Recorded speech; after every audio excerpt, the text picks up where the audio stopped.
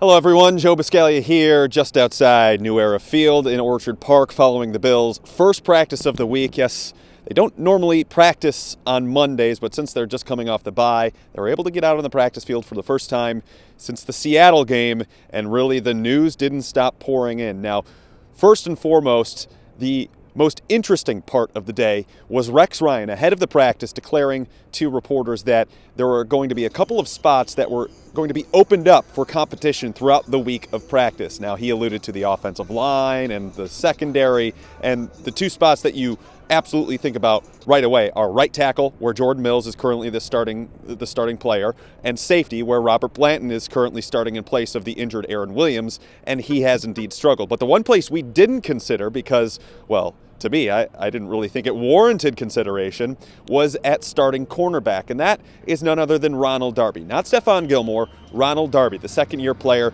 who is an extremely talented player. Today during practice, Corey White, the player that was brought into the Seattle game for a sick Darby in the first half, was taking the first-team reps while the media was allowed to see practice. Now, White told reporters after the session that he was indeed splitting reps with Darby, but he was told that it is, in fact, a starting job up for grabs and that it is an open competition. And to me, it doesn't make really any sense if Rex Ryan and company are indeed, I guess, serious about this sort of thing.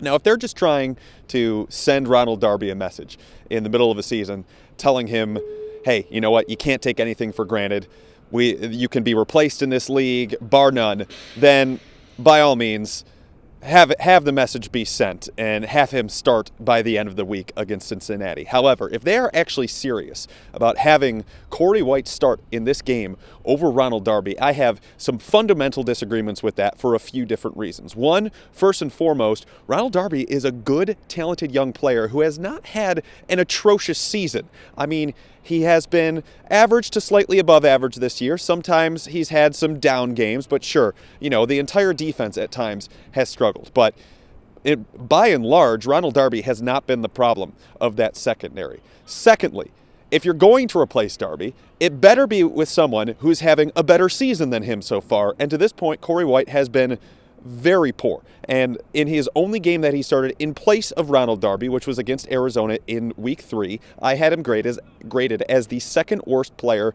on the Bills roster that actually took part in the game. So to me, benching him in favor of White doesn't make a lot of sense. And then you look at it even from a bigger perspective. Stephon Gilmore it's seeming more and more likely that he's going to walk at the end of the year, right? I mean, that's the way everything's kind of been trending. He wants to get paid a lot of money. It doesn't seem like the Bills really want to pay him the type of money that he potentially wants to earn as a free agent. Now, when he walks out the door, that means Ronald Darby is your number one cornerback. And to mess with his mind at this point in the season and by potentially benching him for the Cincinnati game, I can't get on board with that, because what are you doing for his confidence next year when he has to be the top cornerback on the team and even beyond that if they feel that strongly about his talent? So I don't agree with the fact in them trying to potentially bench him. However, if it's just a little message for the early part of this week and then eventually Darby continues to be the starter against Cincinnati, then that is logical, it's reasoned, and to me, I can get on board with that. But if not, then I just have some major fundamental disagreements with that. The other part of it is Seantrel Henderson, the right tackle who has been battling with Crohn's disease. He has been battling his way back and apparently impressing the coaches along the way. He's dropped a ton of weight, but he looks quicker. He's faster out of his stance, and even he sees it too.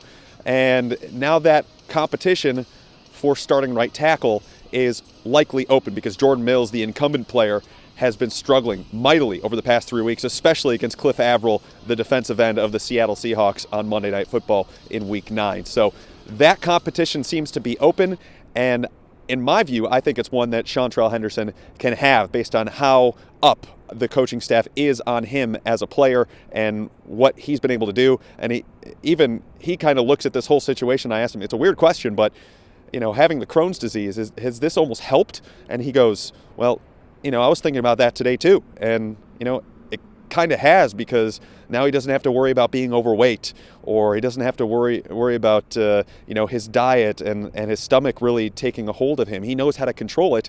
So this might, in a weird way, be the best thing that happened for his playing career. So we'll see how the week kind of goes along with those two positions. But to me, I think the smart move would be to start Darby, and with Seantrel Henderson, I'd give him a shot. Jordan Mills hasn't really looked all that good so far over the last 3 weeks. Now, Sammy Watkins was not able to practice today. The trainers don't think he's ready just yet. As for Marcell Dareus, they think he's progressing. He's able to do some stuff along the side today, but nothing in the confines of practice so far. He's dealing with the groin injury. We'll see much more when things come down on Wednesday at practice when they meet next. But until then, I will update you from Twitter and beyond. But practice begins on Wednesday, where we start to see this injury report for the Cincinnati game really take shape. All right, that's going to do it for me. I'm Joe Buscaglia. We'll talk to you next time.